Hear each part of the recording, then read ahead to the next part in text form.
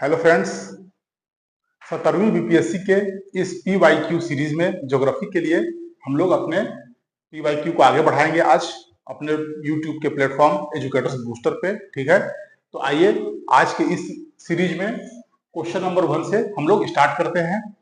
बृहद हिमालय अर्थात हिमाद्री के पूर्वी छोर पर है। ठीक है, इस क्वेश्चन में ये बात कह रहा है कि जो ग्रेटर हिमालय है, ठीक है, जो बृहद हिमालय है, इसके पूर्वी छोर पर मतलब सबसे पूर्वी हिस्से में निम्नलिखित में से कौन सा एक पर्वत या फिर कौन सा एक श्रृंखला अवस्थित है।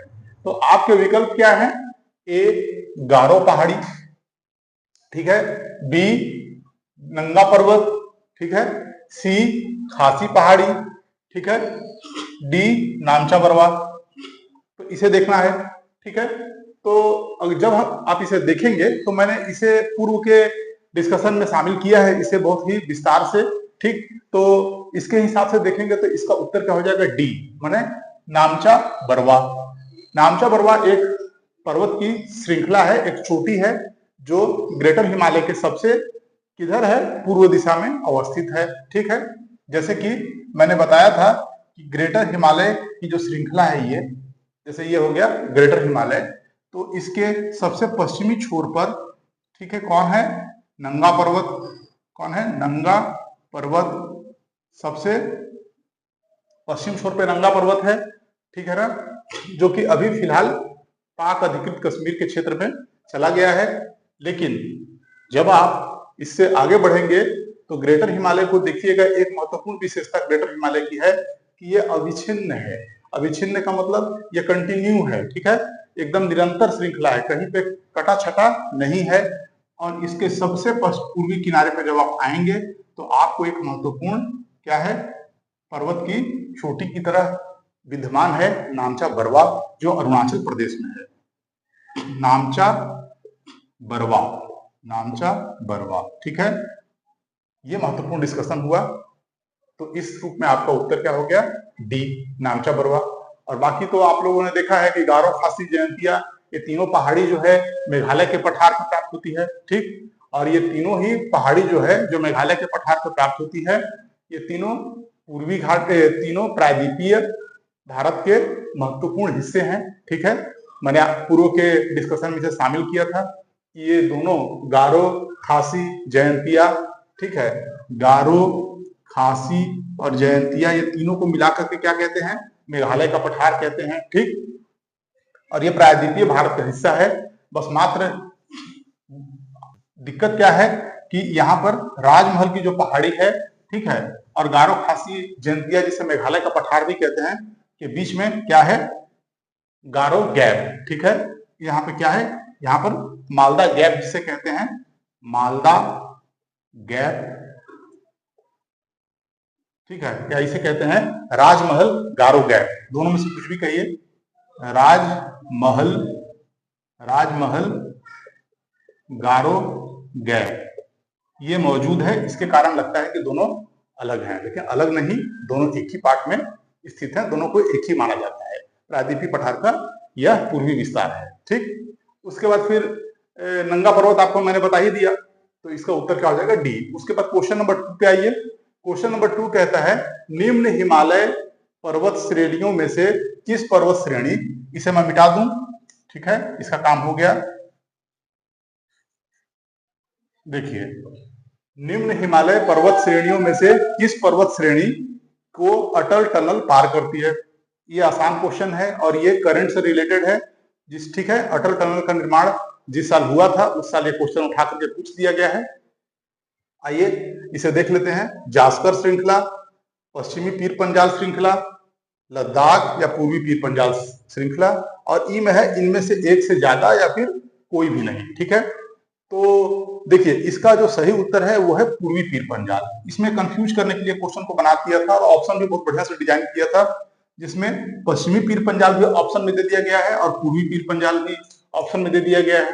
तो इस रूप में अगर आप देखेंगे तो थोड़ा कंफ्यूजन होगा, लेकिन ये हर तरह के मैगजीन्स में जिस साल ये हमारे देश में इसका निर्माण हो चुका था तो सब जगह ठीक तरीके से स्पष्ट रूप से लिखा हुआ था उसमें, ये पूर्वी पीर पंजाल श्रृंखला में इसका निर्माण किया गया है। मतलब कि पीर पंजाल श्रृंखला जो है, आपको पता है लघु हिमालय की पश्चिम श्रृंखला है, ये पश्चिमी श्रृंखला है जो जम्मू कश्मीर में स्थित है। ठीक है, तो ये पीर पंजाल श्रृंखला है ना। और इसके पश्चिम भाग में देखिए, ये पश्चिम भाग इसका ये है और इसका पूर्वी भाग ये है। तो पूर्वी भाग में ही इस टनल का निर्माण किया गया है। और टनल का निर्माण ऐसे किया गया है कि लद्दाख में स्थित लेह एक महत्वपूर्ण और स्ट्रेटेजिक स्थल है। ठीक है, जहां से चीन पहुंचना, ठीक है, और जब पश्चिम की ओर जाएंगे तो फिर पाकिस्तान के पाक अधिकृत जो कश्मीर का एरिया है वहां तक, मतलब ये स्ट्रेटेजिक लोकेशन है। ठीक है, चीन और पाकिस्तान दोनों को अगर मद्देनजर देखते हुए। और यहाँ पर क्या है, इसे जोड़ दिया गया है मनाली से। मनाली हिमाचल प्रदेश में, आपको पता है। तो मनाली को लेह से जोड़ने के लिए एक बहुत महत्वपूर्ण रास्ता प्रदान करती है, क्योंकि शीतकाल में स्थिति ये हो जाती है कि अधिक बर्फबारी की वजह से इस एरिया में जाना, आवागमन क्या है, कट जाता है, आवागमन सही से नहीं हो पाता है। तो सैन्य रूप में देखिए चाहे सिविल रूप में देखिए, दोनों ही रूप में इसका बहुत अधिक महत्व है। ये टनल की लंबाई जो है क्या है, 9.2 किलोमीटर है। ठीक है, और इसके बन जाने से एक बहुत बड़ी दूरी, ठीक है, जो हम घूम के जाते थे उससे हमें निजात मिलती है और हमारा स्ट्रेटेजिक लोकेशन बहुत मजबूत होता है। ठीक है, तो इस रूप में देखिए, और किसी भी मौसम में अब यहाँ से जाया जा सकता है। तो देख लीजिएगा, सबसे इंपॉर्टेंट बात है कि लेह को ये मनाली से जोड़ती है, राइट। तो इस रूप में दोनों क्वेश्चनों को हम लोगों ने डिस्कस कर लिया। ओके फ्रेंड, ठीक है। Okay friend, next question number 3। निम्नलिखित पर्वतों में से कौन गंगा के मैदान एवं दक्कन पठार को विभाजित करता है?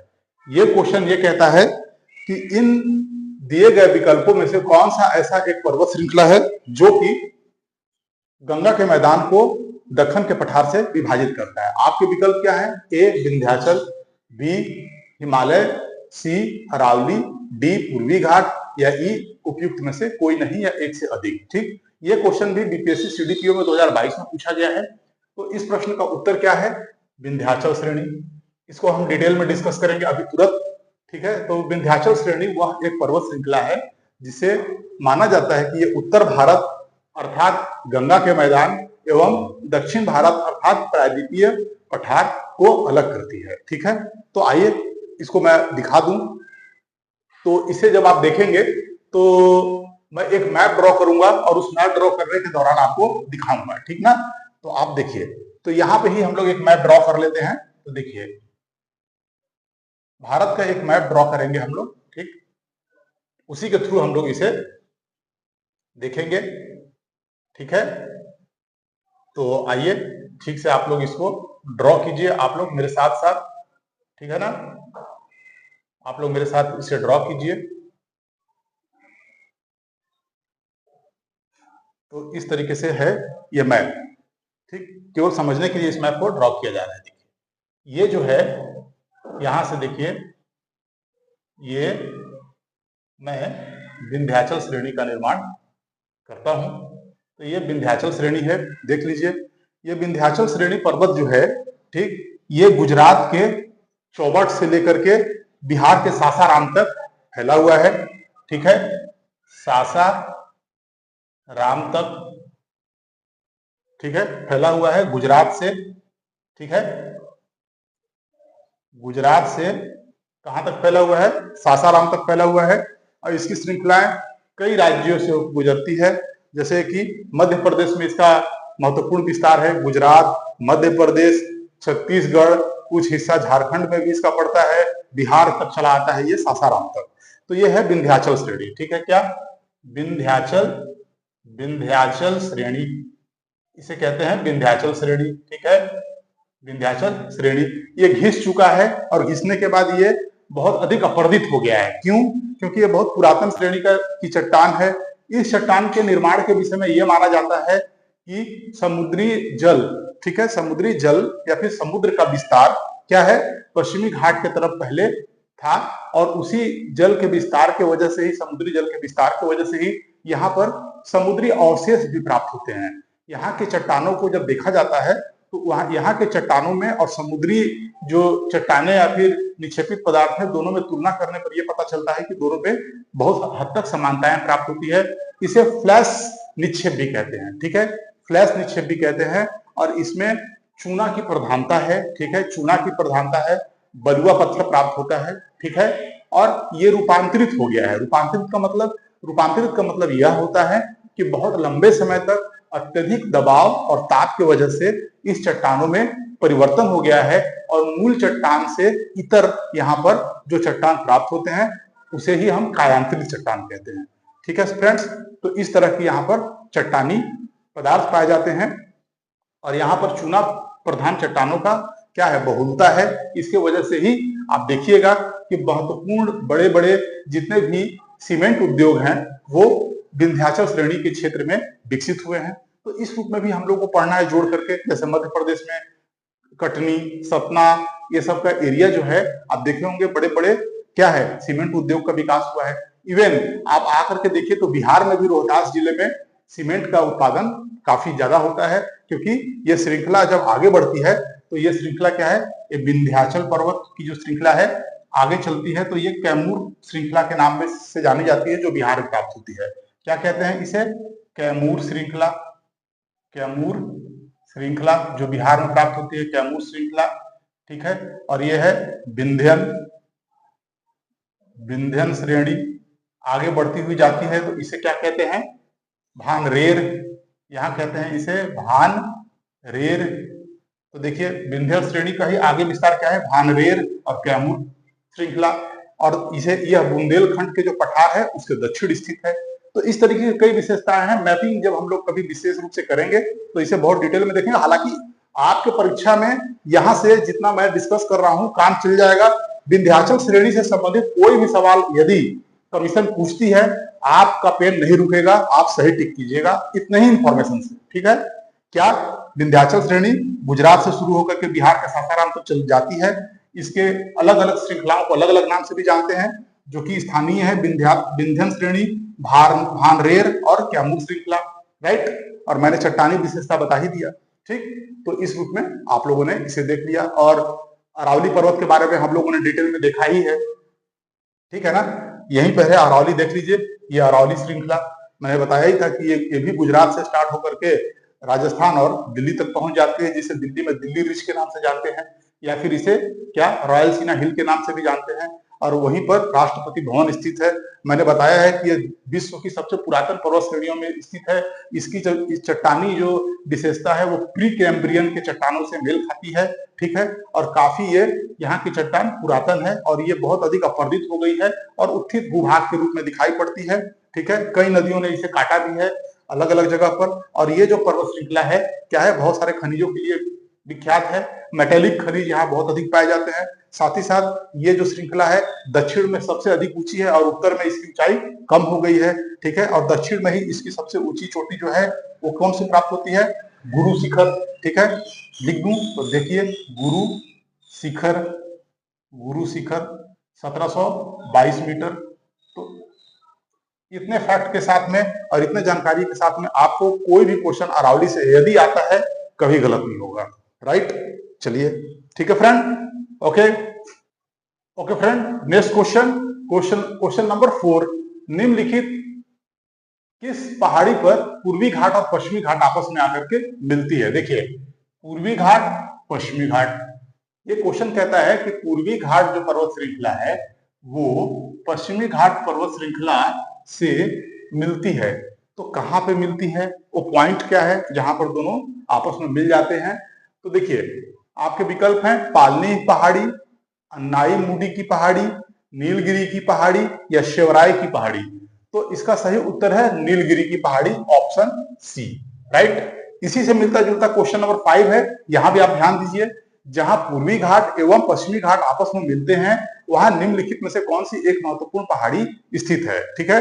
ए नंबर अन्नामलाई पहाड़ी, बी कार्डेमम की पहाड़ी, सी नीलगिरी की पहाड़ी और डी शेवराय की पहाड़ी। बिल्कुल सेम सवाल है, रिपीट हो रहा है, ठीक है। तो देखिए तो इसका भी सही जवाब क्या होगा, नीलगिरी की पहाड़ी। तो थोड़ा हम लोग इसे डिटेल में देख लें, ठीक है। इसे डिटेल में देख लेंगे तो अब आने वाले जितने भी सवाल होंगे वो उसी के अंदर से बनेंगे, ठीक। तो चलिए मैं मिटाता हूं, दोनों का उत्तर देख लीजिए, सी ही होगा, नीलगिरी की पहाड़ी, ठीक है। और 5 का भी नीलगिरी की पहाड़ी। दोनों बीपीएससी में ही पूछे गए सवाल हैं, ठीक है। दोनों बीपीएससी के पूछे हुए सवाल हैं।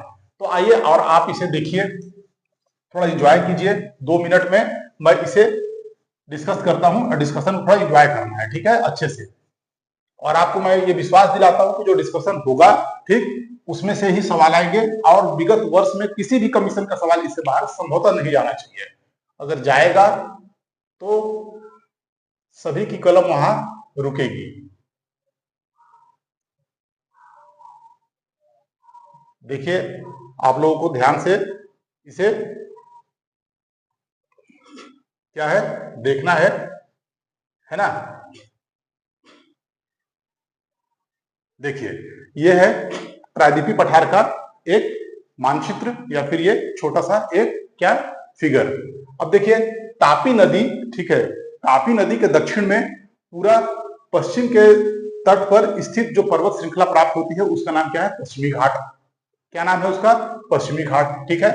तो देखिए, यह श्रृंखला, पश्चिमी घाट की श्रृंखला इस तरीके से पूरा उत्तर से दक्षिण की ओर स्थित है, ठीक है। और यहां पर देखिए, यहां पर एक बात समझने की है, यहां पर एक अक्षांश है। देखिए, मैं थोड़ा डिटेल में आपको बता देता हूं। यहां पर 16 डिग्री नॉर्थ अक्षांश है, ठीक है, 16 डिग्री नॉर्थ अक्षांश है, ठीक है। उसके बाद जब आप आगे आएंगे, ठीक है, तो फिर उसके बाद आप देखिए, तो इस तरीके से आपको देखना है कि यहां पर ये इसे सह्याद्री कहते हैं। पुराणों में पश्चिमी घाट के लिए सह्याद्री शब्द का प्रयोग किया गया है, ठीक है। और 16 डिग्री जो अक्षांश है, ये इसे उत्तर और दक्षिण में देखिए विभाजित करता है, या फिर विभाजित नहीं भी करता है तो 16 डिग्री अक्षांश की स्थिति सह्याद्री को, ठीक है, 2 भाग में बांट देती है, ठीक है। उसके बाद फिर देखिए आप, तो आपको समझ आएगा यहां पर, ठीक है। तो इसे क्या कहते हैं? ऊपर में जो स्थित है इसे कहते हैं हम, ये है सह्याद्री पर्वत। क्या? सह्याद्री, सह्याद्री पर्वत, ठीक है। उसके बाद फिर जब आप आएंगे तो इस सह्याद्री पर्वत है, इसका विस्तार कहाँ है? तो सह्याद्री की विस्तार महाराष्ट्र, कर्नाटक और गोवा, ठीक है, इसमें ये विस्तृत प्राप्त होता है। और पूरे पश्चिम भाग में स्थित इस पर्वत श्रृंखला को क्या कहते हैं? इसे कहते हैं हम क्या? पश्चिमी घाट, ठीक है। और ये लगभग 1600, कितना? 1600 किलोमीटर तक ये फैली हुई श्रृंखला है, ठीक है, फैली हुई श्रृंखला है। इसका निर्माण कैसे हुआ था? तो इसका निर्माण जब अफ्रीका के तट पर भारत जब सटा हुआ था और वहां से जब भ्रंश का निर्माण हुआ और भारत उत्तर पूर्व में जब मूव करने लगा, तो जैसे ही वो भ्रंश कगार के रूप में, ठीक है, भ्रंश जब टूटा, भारत का प्लेट जब अफ्रीका से डिटैच हुआ, देखिए डिटैच हुआ, अलग हुआ, अफ्रीका से सटा हुआ था, ठीक है, आपको पता ही है, अफ्रीका से सटा हुआ था। और महाद्वीपीय विस्थापन सिद्धांत के द्वारा यह प्रूफ होता है कि भारत वहां से डिटैच होकर के टूट के अलग हुआ। तो टूटने के जैसे ही भारतीय प्लेट टूटी, तो टूटने के बाद जैसे ही अलग हुई ना, तो अलग होने के बाद ये जो हिस्सा है, पश्चिम का हिस्सा, वो बिल्कुल खड़ा ढाल की तरह दिखाई दिया, कगार नुमा। और फिर भारतीय प्लेट मूव करने लग गया उत्तर पूर्व की दिशा में ऐसे, और हिमालय के निर्माण के समय यूरेशियन प्लेट में जाकर टकराया। टकराने की वजह से ये प्लेट टिल्ट हो गया, देखिए टिल्ट हो गया, थोड़ा सा उत्तर पूर्व की दिशा में टिल्ट हो गया प्लेट। तो टिल्टिंग की वजह से, मतलब कि टिल्ट का मतलब होता है झुक जाना, ठीक है, झुक जाना, झुकने की वजह से ये और खड़ा हो गया ढाल, और ये ढाल और खड़ा दिखाई पड़ने लग गया। लगभग 1200 मीटर के ऊंचाई तक, औसत रूप से 1200 मीटर तक के ऊंचाई में ये क्या है? खड़ा प्रतीत होता है, ठीक है, ओके। उसके बाद फिर आइए और देखिए, फिर आगे चल के तो इस रूप में इसको इस तरह से हम देखते हैं, ठीक है। और फिर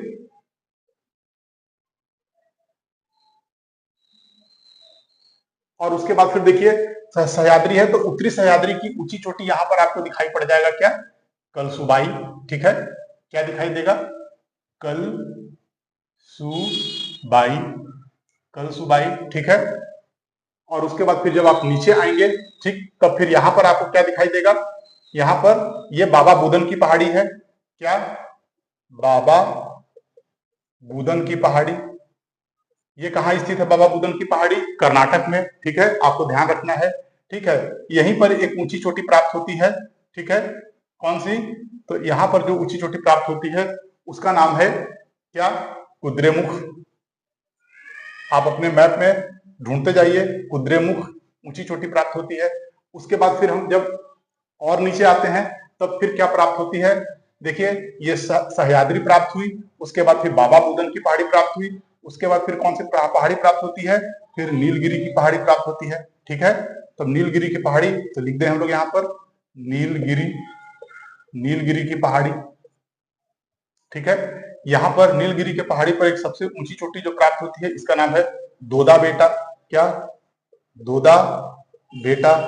ये पूरे पश्चिमी घाट की दूसरी सबसे बड़ी क्या है, पर्वत श्रृंखला है या फिर पर्वत है दोदा बेटा, 2637 मीटर।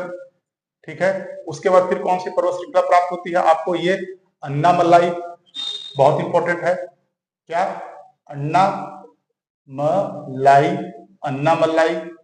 ठीक है, इसकी जो सबसे ऊंची चोटी है वो कौन सी है, तो इसकी जो सबसे ऊंची चोटी है वो है कौन सी, अनाई मुडी। कौन सी? अनाई मुडी, अनाई मुडी, अनाई मुडी। कितना है ये? 2695 मीटर। ठीक है, उसके बाद आप आइए, तो फिर उसके बाद जो पर्वत श्रृंखला प्राप्त होती है इसका नाम क्या है, कार्डेमम हिल। क्या?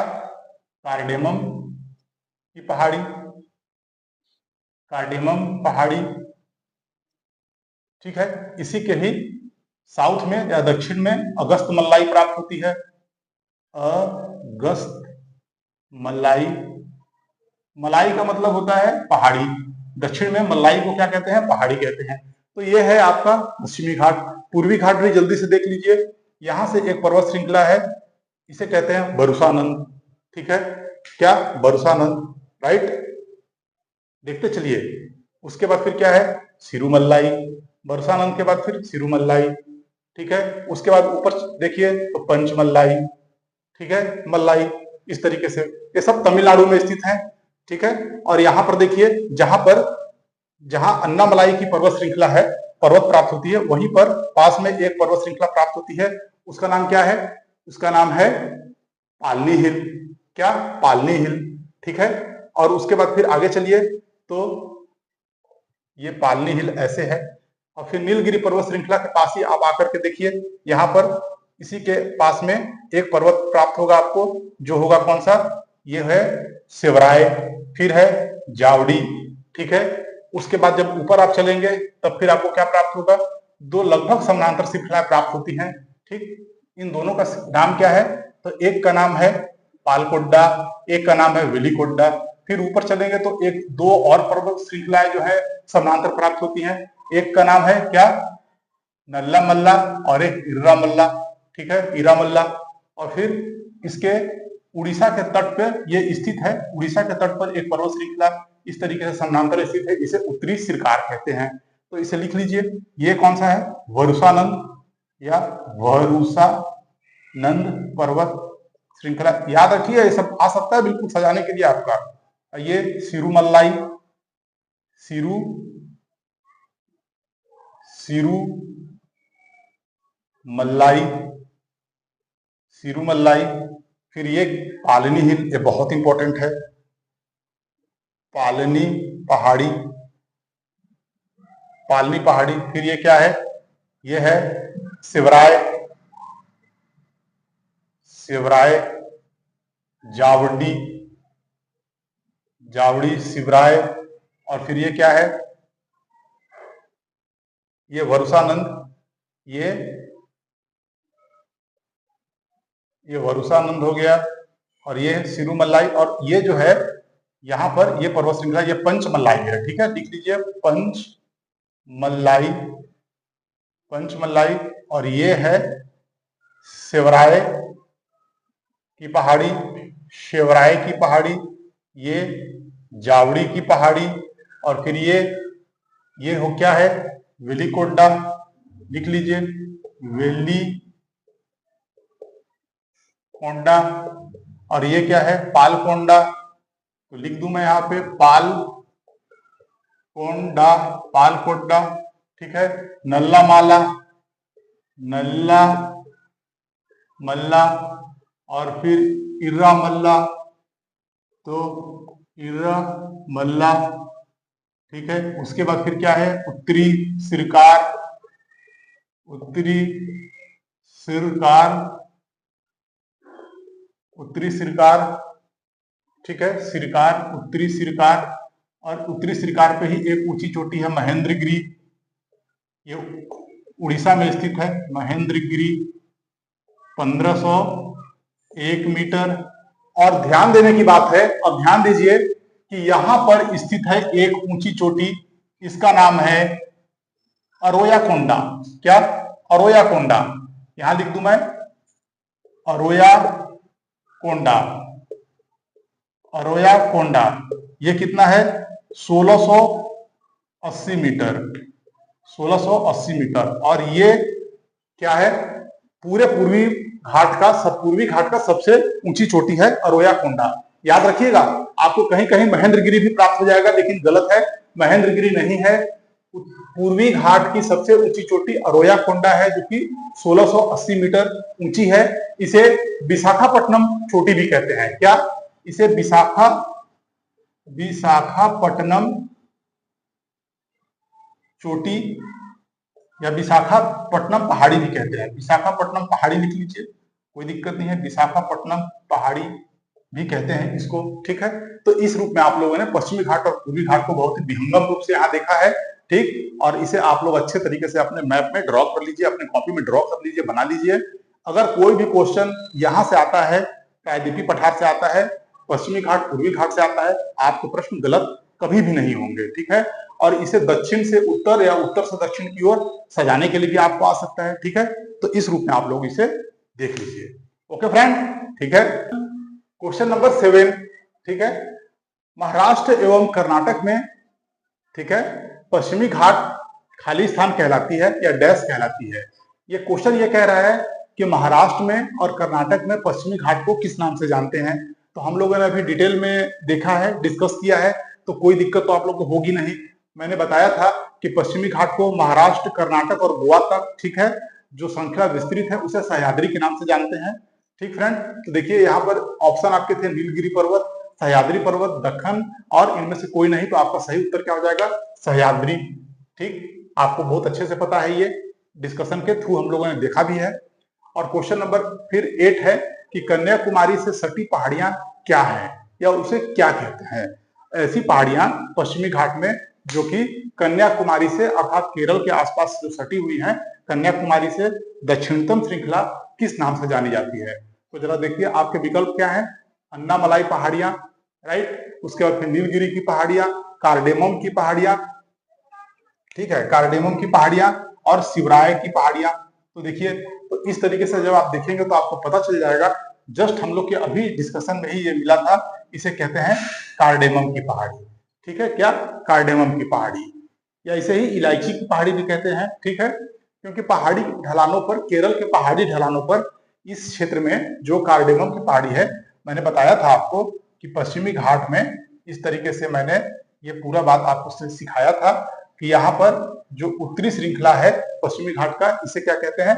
सह्याद्री, ठीक है। क्या कहते हैं? सह्याद्री। और इसका विस्तार कहां कहां पर है? तो महाराष्ट्र, कर्नाटक और गोवा, ठीक है। यहाँ इसका विस्तार है, ये आपको पता है अच्छे से।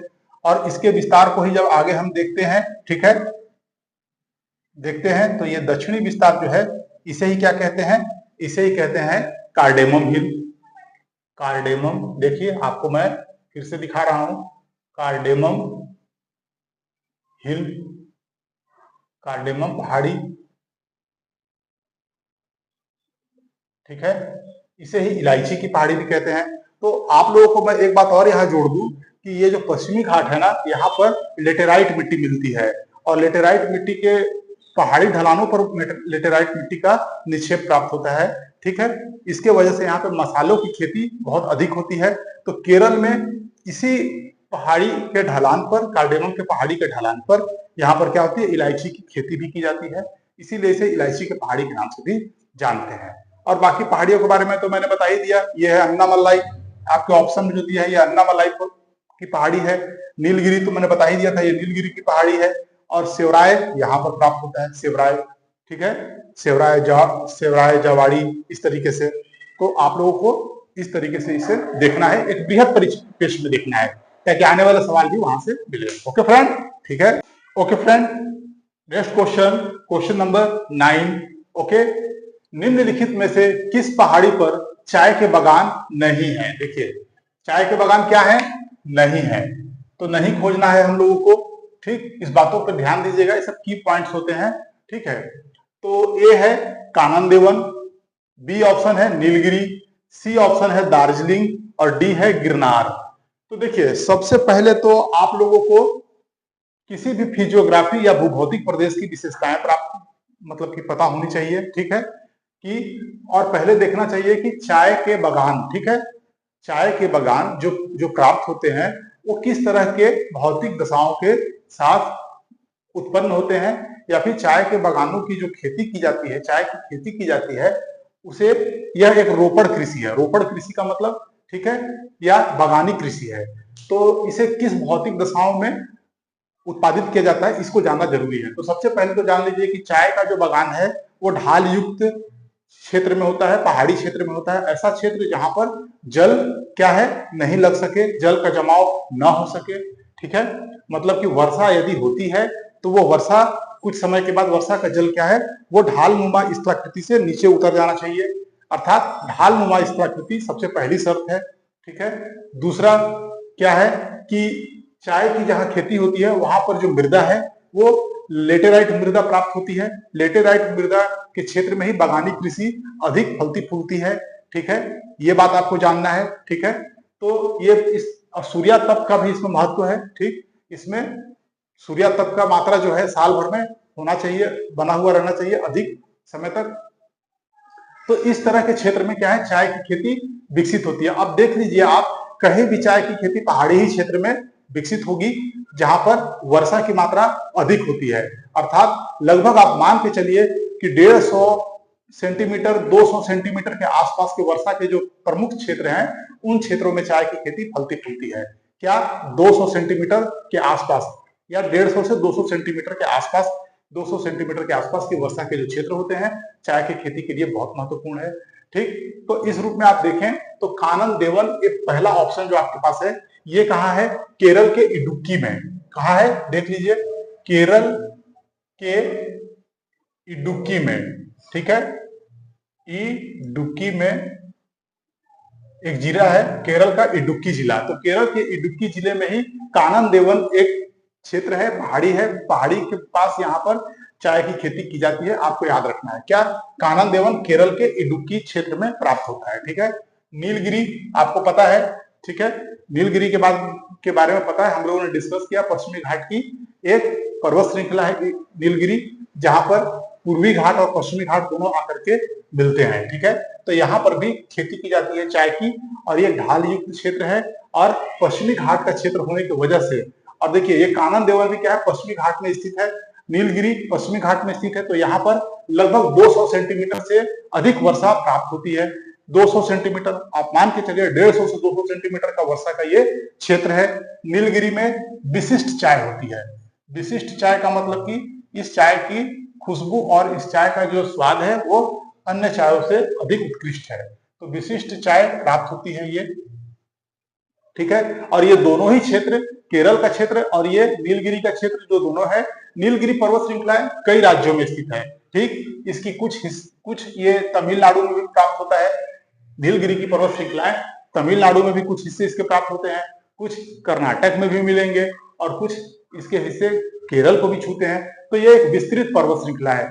ये नीलगिरी एक घाट है, घाट जैसे पामीर के घाट का आपने नाम सुना है, ठीक है। वो बहुत बड़ा एक क्षेत्र है जहां से पर्वतों का जन्म होता है। आपको पता ही होगा कि जो पामीर का जो पठार है, पामीर का जो घाट है, ठीक है, पामीर नॉट कहते हैं जिसे, वहां से क्या है, विश्व के महत्वपूर्ण पर्वत श्रृंखलाओं का निर्माण हुआ है, जैसे हिमालय, हिंदू कुश, किरथर, आपको पता होगा सुलेमान, राइट। उसके बाद फिर ग्रेट खिंगन, इस तरीके से टियन शान। तो महत्वपूर्ण पर्वतों का वहां से उत्पत्ति होती है।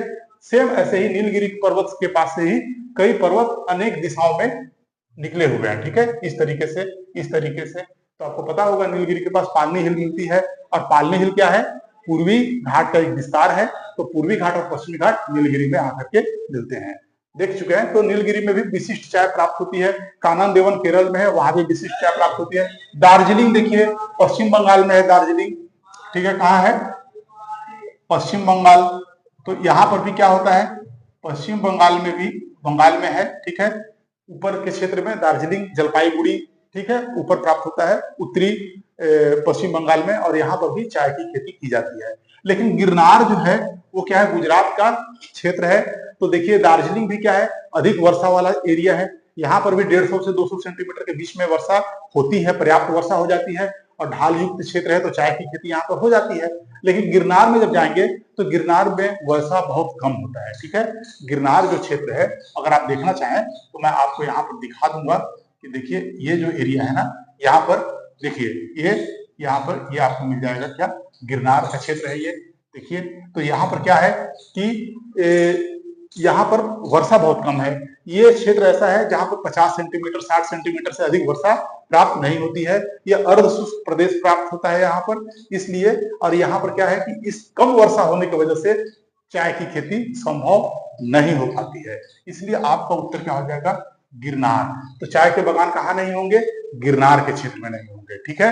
बाकी सारे ऑप्शन में जो है यहाँ पर चाय की खेती होती है। अब अगला सवाल, क्वेश्चन नंबर 10, सोमेश्वर श्रेणी निम्नलिखित पर्वत श्रृंखलाओं में से किसका एक भाग है। तो देखिए सोमेश्वर श्रेणी जो है सतपुड़ा श्रेणी, विंध्यन श्रेणी, पूर्वी घाट और शिवालिक श्रेणी। देख लीजिए, तो इसमें से दिया हुआ है कि सोमेश्वर की श्रेणी निम्नलिखित में से किस पर्वत श्रेणी का एक भाग है। तो सोमेश्वर की पहाड़ी है कहाँ, तो देखिए सोमेश्वर की पहाड़ी बिहार में पश्चिमी चंपारण के उत्तर पश्चिम क्षेत्र में प्राप्त होती है, उत्तर पश्चिम क्षेत्र में प्राप्त होती है। मैं अगर मैप के थ्रू दिखाऊं तो आप देख लीजिए इस तरीके से, ये बिहार का मैप है, ठीक है। यहाँ से ये गंगा नदी बीचों बीच बहती है, और यहाँ पर देखिए पश्चिमी चंपारण के ये उत्तर पश्चिम क्षेत्र में जो मैंने बनाया है ये, यही है सोमेश्वर की पहाड़ी, ठीक है। तो सोमेश्वर की पहाड़ी यहाँ प्राप्त होती है। तो सोमेश्वर की पहाड़ी क्या है, शिवालिक श्रेणी की एक हिस्सा है जो टर्शियरी युग में बना है, ठीक है। तो ये शिवालिक श्रेणी हिमालय की जो सबसे दक्षिणतम श्रेणी है, ठीक है, बाहरी हिमालय यहीं पे प्राप्त होती है। इसे ही क्या कहते हैं, शिवालिक श्रेणी, शिवालिक श्रेणी, ठीक है फ्रेंड। तो बिहार के पश्चिमी चंपारण के उत्तर पश्चिम क्षेत्र में जो प्राप्त होती है जो पर्वत श्रृंखला सोमेश्वर की पहाड़ी कहते हैं उसको, ठीक है, वो शिवालिक श्रेणी का एक अंतिम या फिर अंतिम छोर है जो यहाँ पर प्राप्त होता है, राइट। तो इस सवाल का जो जवाब होगा क्या होगा, डी, शिवालिक, ठीक है, शिवालिक श्रेणी आप समझ गए होंगे। और सतपुड़ा श्रेणी, विंध्यन श्रेणी, पूर्वी घाट, इन सब चीजों के बारे में मैंने डिटेल में आपको विंध्यन श्रेणी के बारे में बताया है, पूर्वी घाट के बारे में बताया है। एक सतपुड़ा श्रेणी है, तो सतपुड़ा श्रेणी के बारे में थोड़ा सा आप जान लीजिए कि ये भी क्या है, गुजरात से लेकर के, ठीक है, और ये छत्तीसगढ़ के सीमा तक, छत्तीसगढ़ के, ठीक है, उत्तर पश्चिमी सीमा तक ये फैली हुई श्रृंखला है, ठीक है, राइट। तो आप इसे देख सकते हैं, इस तरीके से ये श्रृंखला फैली हुई है। इसे क्या कहते हैं, सतपुड़ा, सतपुड़ा पर्वत, सतपुड़ा पर्वत, सतपुड़ा पर्वत, सतपुड़ा श्रृंखला, कुछ भी कहिए, सतपुड़ा, ठीक है। अब देखिए इस गुजरात से ये श्रृंखला प्रारंभ होती है, तो गुजरात में इसे क्या कहते हैं, ठीक है, और ये बढ़ती हुई श्रृंखला आगे की ओर बढ़ जाती है, ठीक है। तो देखिए यहां पर देखिए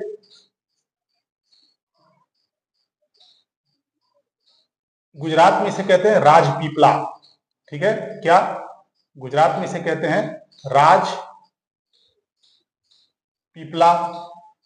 आप इसे नोट कर लीजिए, किसी एक जगह बिल्कुल भी नहीं मिलने वाला ये राजपीपला।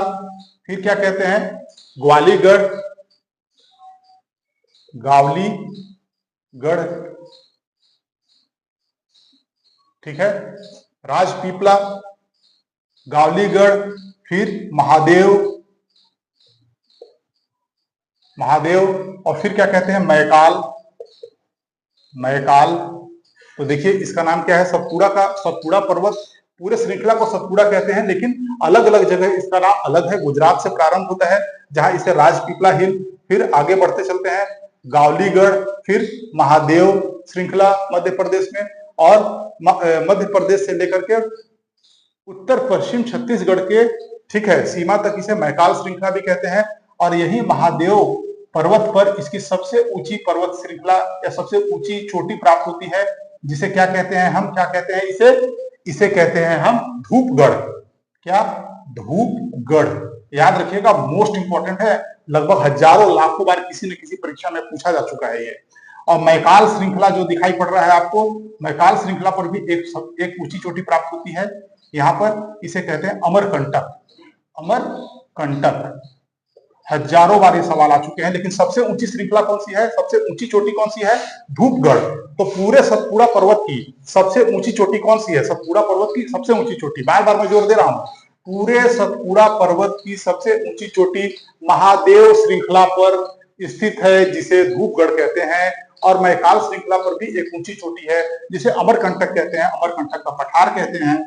यहाँ से बहुत सारी नदियां निकलती हैं, जैसे कि सोन, ठीक है, उसके बाद फिर नर्मदा, उसके बाद फिर महानदी, ठीक है, इस तरीके से नदियों का यहाँ पर उद्भव होता है। तो याद रखिएगा इस प्रश्न के डिस्कशन को, और इस डिस्कशन से आपको काफी फायदा होगा। ओके फ्रेंड, ठीक है। Okay friend, next question, question number 10। दक्षिणी प्रायद्वीपीय उच्च भूमि डैश का भाग है, खाली स्थान का भाग है। मतलब कि दक्षिणी प्रायद्वीपीय उच्च भूमि जिस चट्टान से बनी है उसका नाम क्या है, ठीक है। A Gondwana land, B Laurentia land, C Antarctica महाद्वीप, या डी उपयुक्त में से एक से अधिक, या क्या ई उपयुक्त में से कोई नहीं। तो देखिए इस प्रश्न का जो सही जवाब है वो कौन सा हो जाएगा आपका? उसका सही जवाब हो जाएगा ए गोंडवाना लैंड। तो दक्षिणी प्रायद्वीपीय उच्च भूमि गोंडवाना लैंड का एक हिस्सा है, ठीक। लॉरेंसिया क्या है? लॉरेंसिया लैंड जो है वो क्या है? तो लॉरेंसिया लैंड जो है वो अगर आप देखेंगे तो ये इस तरीके से, अगर आप देखें तो ये ऊपर का हिस्सा ही है लॉरेंसिया, ठीक है, राइट, या यूरेशिया, लॉरेंसिया, ठीक है, लॉरेंसिया। और नीचे का जो हिस्सा है इसी को क्या कहते हैं? गोंडवाना लैंड, ठीक है, गोंडवाना लैंड, गोंडवाना लैंड। और इससे ही अलग होकर, डिटैच होकर के हमारा प्रायद्वीपीय पठार, ठीक है, हमारे प्रायद्वीपीय पठार की रचना हुई है। इससे ही अलग होकर के, गोंडवाना लैंड से ही अलग होकर के प्रायद्वीपीय पठार की रचना हुई है, ठीक है, प्रायद्वीपीय पठार की रचना हुई है। इस तरीके से आप लोगों को अच्छे से पता है कि प्रायद्वीपीय पठार की जो संरचना है, ठीक, की जो रचना है वो इसी तरीके से प्राप्त होती है, ठीक है ना। जहां पर एक तरफ अरावली पर्वत, एक तरफ ये मेघालय का पठार, ठीक है, और फिर इधर पूर्वी घाट, पश्चिमी घाट जो भी दिखाई दे रहा है, ये सारे चीज क्या है? गोंडवाना लैंड का ही एक हिस्सा है। महाद्वीपीय विस्थापन सिद्धांत में इसका डिटेल से व्याख्या वेगनर महोदय ने किया था, ठीक है, अल्फ्रेड वेगनर महोदय ने। किन्होंने किया था? Alfred Wegener. अल्फ्रेड, याद रखिएगा इनका नाम सीधे आ सकता है, आया भी है, अल्फ्रेड वेगनर। अल्फ्रेड वेगनर महोदय ने 1915 में क्या दिया था? महाद्वीपीय विस्थापन सिद्धांत, महाद्वीपीय विस्थापन सिद्धांत दिया था, महाद्वीपीय विस्थापन सिद्धांत दिया था। इसे ही कॉन्टिनेंटल ड्रिफ्ट थ्योरी कहा जाता है, CDT, कॉन्टिनेंटल ड्रिफ्ट थ्योरी कहा जाता है। इस सिद्धांत के तहत उन्होंने बताया था कि एक पूरे भूखंड को पेंजिया कहा गया, और उस पेंजिया का ही विभाजन जब हुआ तो उत्तरी क्षेत्र को क्या कहा गया? यूरेशियाई प्लेट कहा गया, और दक्षिणी भाग को या फिर लॉरेंसिया प्लेट कहा गया, और दक्षिण भाग को गोंडवाना लैंड कहा गया। और उसी से वर्तमान भारतीय प्रायद्वीप जो दिखाई पड़ रही है वो निर्मित हुई है। तो गोंडवाना लैंड आपका सही जवाब है, सही उत्तर है। तो इस रूप में आपको इस डिस्कशन को ध्यान से देखना है। एक काफी सार्थक डिस्कशन है। जिस पॉइंट पर, जिस टॉपिक पर डिस्कशन हो रहा है उस टॉपिक से यदि कभी भी आज से 10 साल के बाद तक भी अगर सवाल पूछेगा तो इन्हीं सारे मटेरियल्स और डिस्कशन से क्वेश्चन होंगे, ठीक है। आप देखिएगा, आपको जरूर क्वेश्चन दिखाई देगा। ठीक, तो ठीक है फ्रेंड, इस तरीके से और इंपॉर्टेंट पीवाईक्यू को हम लोग तब तक डिस्कस करेंगे जब तक कि सारे क्वेश्चन आप लोगों के साथ हम डिस्कस ना कर लें, तब तक ये श्रृंखला चलता रहेगा। ठीक है, आप लोग अगर लगता है कि आप लोग को फायदा हो रहा है इन वीडियो से, कोई ज्ञान प्राप्त आपको हो रही है, लग रहा है कि आने वाले सवाल, आने वाले एग्जाम में जो सवाल होंगे इसी के इर्द गिर्द से होंगे, तो इसके लिए हमें सपोर्ट कीजिए और हमारे चैनल को जरूर सब्सक्राइब कीजिए। ठीक है, थैंक यू वेरी मच।